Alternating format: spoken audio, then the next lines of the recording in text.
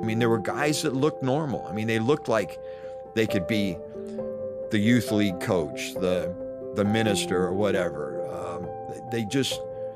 There were some that, yep, that guy looks like he lives in his mom's basement and 50 years old and single and plays on the computer. One guy Bob was a lawyer out of Atlanta, and he looked like Santa Claus, had a white beard and very articulate, smart guy. Peter was a physics teacher, so he was smart. There were school teachers. One guy was an organist from a Baptist church in Atlanta or in Georgia. Some were basically illiterate. There was one guy there from Denmark. He was the only one that was from out of the country.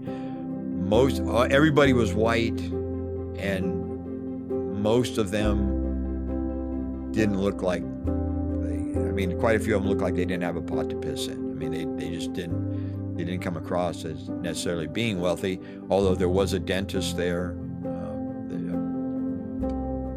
So they were educated people. So these men went after that child that was seeking a father figure. And I think that's true of boys and girls. I think when the little girls want daddy, the boys want a father figure, and they would go after the single mom. They would groom the child that had the alcoholic father or the abusive father. So they would be that loving father figure. Some of the stories that I heard from NAMBLA members, how they would groom the single mom in the apartment complex. Hey, I'll watch Junior. I know you work at night. Let me take him to a ball game. Let me take him camping. Let me do this, so that if something happened, if there was initially something that was inappropriate, it was like, oh, that's just Bob. You probably misunderstood because you've groomed the mother. You've groomed the mother to where she believes you're a good guy and you're going to do it. I was a Marine. Marines only think in acronyms, but I use the acronym ACT when I talk to parents group. Affirm, communicate, and trust. And if you affirm your child, if that child believes that he's loved, that he is important, they're not going to be seeking this outside figure to fulfill those needs. So tell your kids you love them. Tell them that they are important to you. Communicate, open communication. Your kids can talk to you about anything. Don't shut them up. Let them talk. We always let the kids know that they can come and talk to you, because one of the techniques these guys use is, this is our secret.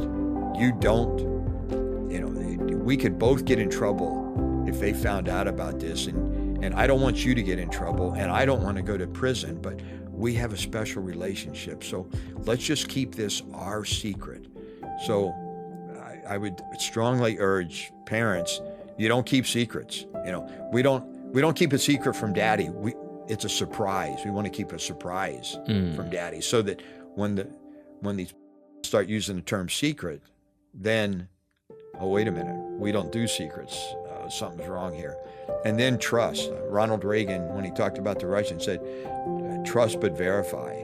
And trust your instincts and trust your child's instincts. And yeah, that's great advice. That seems very actionable. And I like the last one, the trust. I think so often parents will put like respect over sort of trusting their kids. I've seen it happen where it's like, a kid will come in and, someone will be like, oh, give me a hug. And the kid will be like, no, I don't want to. And then the mom will be like, come on, don't be rude, be respectful.